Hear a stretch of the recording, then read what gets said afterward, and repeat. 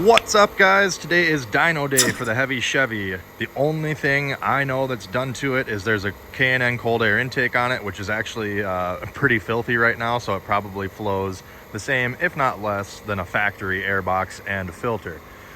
Stock exhaust and slightly oversized and heavier wheels and tires. So this 6-liter Vortec from the factory, brand new in 2003, made 300 horsepower and 360 torque at the flywheel. Now, if you don't know already, that is at the engine, at the flywheel. You typically lose anywhere from 10 to 20% of your power through the drivetrain. You lose a little bit more with an automatic over a manual, typically. So you've got the engine has to transfer its power through the transmission. Then, since I have four-wheel drive, it has to transfer power through the transfer case, then through a two-piece drive shaft to the axles, which then put the power to the wheels, and then you lose a bunch of power, of course, because of the diameter of the tire and the rotating mass. So, and this truck also has 170,000 miles on it, and it's approaching 20 years old. So if it cracks 200 horsepower and like 250 torque on the dyno, I'll be content. If we hit the 220 to 250 horse range, I'll be ecstatic. We're just trying to get some base numbers here for after I do the cam and everything, so we can compare before and after and see what we gained from the mods that I do to it. We're going to be going to a gas station that sells race gas. They also have a dyno and a small shop, I believe. It's called Beach's Long Lake Service. They're local to me here, just a couple miles away, so we're going to get there in a few minutes. I'm going to pay him to use HP tuners to unlock the rev limit and speed limit on this thing, so we can do a we're going to try and do a true one-to-one third gear pull, and we don't want it to shift. We don't want it to downshift while we're trying to dyno, and we don't want to hit the speed limiter at like 93 miles an hour. We want to get a full pull, so we're going to try to do that. And then I believe he said that there's some simple tweaks he can do, because he doesn't do like heavy duty tuning or anything like that, nothing super technical, but he said there's a couple things that they can tweak even on a stock engine to pick up a little bit of power on these Vortecs, I believe. So we're gonna head there now and see how it goes. So here's my dirty K&N filter that doesn't flow very well, I'm sure. And you can hear I do have an exhaust leak as well, manifold bolts, so that's not helping anything.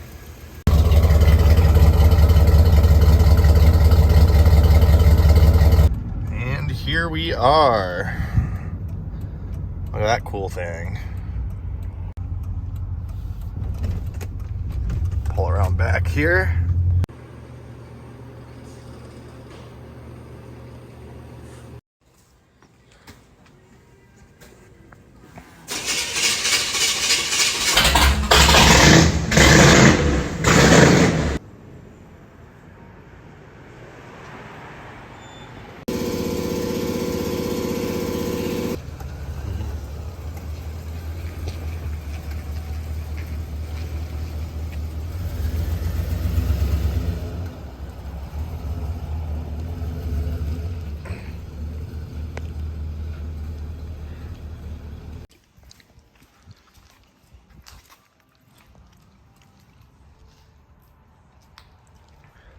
So 6-liter LQ4, stock 373 gears with the 4L80 4-speed automatic transmission and slightly oversized tires.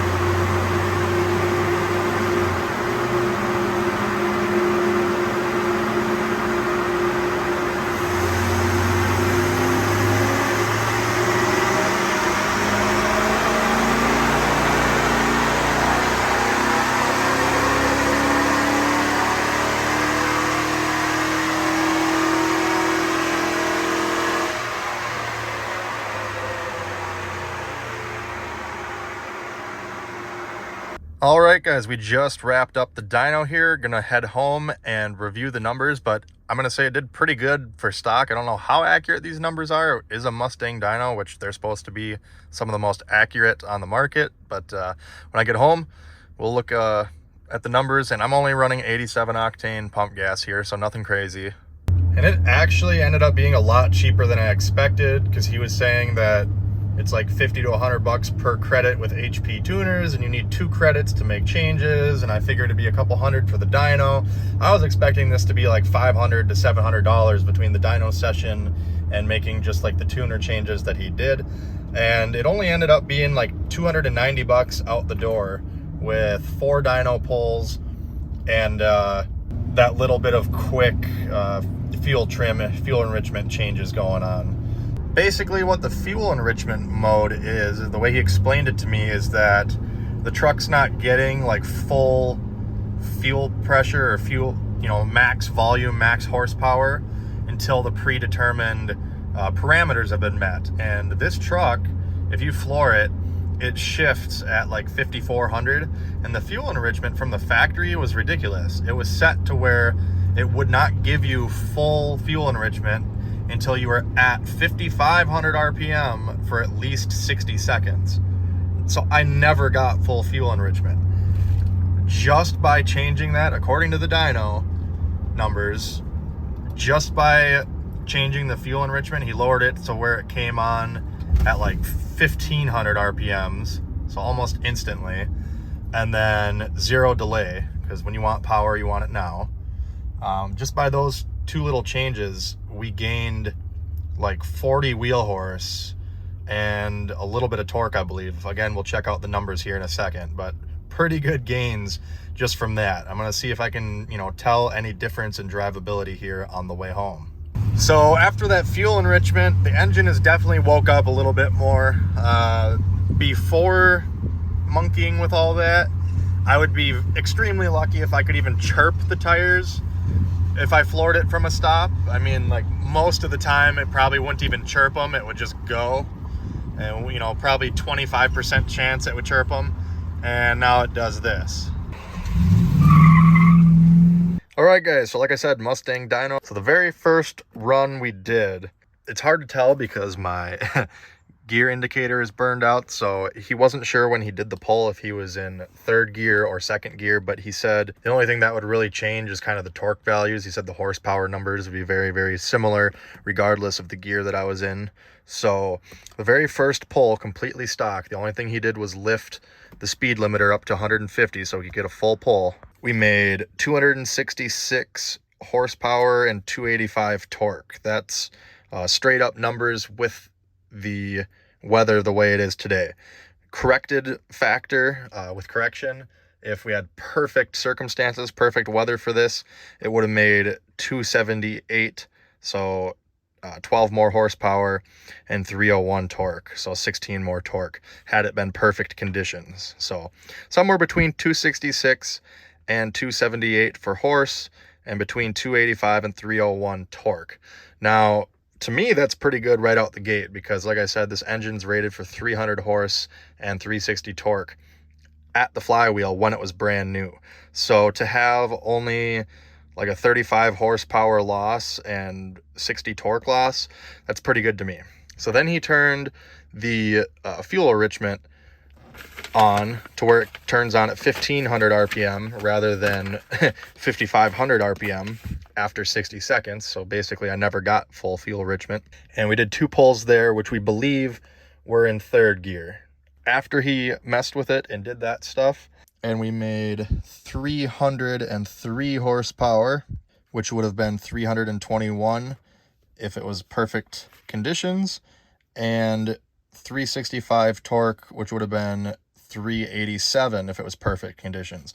Now the torque numbers I'm a little biased on. I'm not sure that that's right, because that's actually 5 torque higher than it's rated at the crank. But again, if we're not getting full fuel, that could be legit. So what's important here is not to be hung up on the numbers, because it's going to vary by truck, by the weather, by the dyno. What's important here is that I have pre-measurements before I go in there and change the cam and add injectors and stuff like that, valve springs. So we're going to come back, go to the same place after I do all the engine work and the exhaust and everything. And once I get it tuned and all that, and then we'll see what we pick up between now and then. But I'm very happy with these numbers for a stock truck that, like I said, all it has is a K&N intake that's fairly dirty. Plus it's got oversized tires and nothing broke. So that's a good day at a dyno. This is the corrected and calculated horsepower and torque at the flywheel. So it's really high because he had it in there as 20% or 80% drivetrain efficiency, which means we're losing 20% of our power through the drivetrain. I don't think we're losing 20. I think we're losing more in the 10 to 15 range on this specific truck. So these numbers would be lower. I wouldn't really pay attention to these numbers. I'm sure that's off, but this was actually measured at the tires. So again, very impressed for a stock truck, and with just the simple changes that he made there real quick. And again, $290 to run 4 or 5 pulls on the dyno, plus open those parameters up. So I'm real excited. If you look at the dyno here, my truck shifts at 5,400 RPM, but you can see after it hit about 5,000, it started to kind of drop off. It didn't plummet, but it does start to drop off. So it's not worth revving the engine out at this point. I think once we get that stage 1 high lift summit cam in here, which I'm going with, that will bring the curve up just a little bit. It might be worth revving up to like 5,500 or so. But yeah, so it wasn't worth making any RPM changes here. It'll go all the way to 5,400, and it's not really worth going beyond that because it's just going to taper off. It's better to just, you know, shift to the next gear and pick up your peak torque right there. All right, so essentially, guys, I want to go and say that the first pull here was in second gear. He said that won't affect the horsepower reading, but it will affect the torque. So rather than going with 285 for the torque, I'm going to say we were closer to 301. So 266 horse, 301 torque if it was done in third gear. And then our final numbers after he did the fuel enrichment stuff was 303 horse, 365 torque. So if we take the 303 minus the original 266, we gained 37 peak horse. And if you take the 365 torque minus the 301 torque ballpark, we gained about 64 torque. So that's pretty darn good, just by removing some limitations from the factory and, you know, not having any extra tuning or modifications done. So again, here's their information. Beach's Long Lake Service. If you're local and interested in getting your vehicle dynoed for a reasonable price, shout them out again real quick here.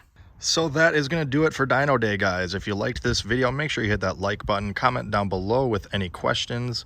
Check me out on all my socials. Also check out all my other videos here on YouTube. As always, thanks for watching. Have a great day.